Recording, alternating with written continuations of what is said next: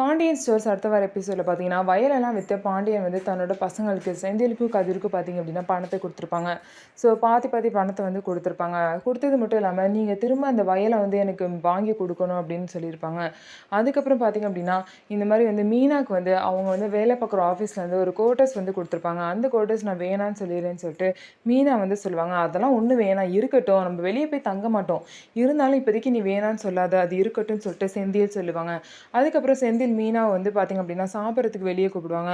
அத்தை கட்டி கொடுத்தது சாப்பிடுங்க, வெளியே போய் இப்படி வேஸ்ட் ஆக வேணாம், இப்போதைக்கு காசு இல்லாத நிலமையில இதெல்லாம் எதுக்குன்னு சொல்லிட்டு மீனா வந்து வரமாட்டாங்க. அதுக்கப்புறம் செந்திலும் கோச்சிக்கிட்டு போயிடுவாங்க.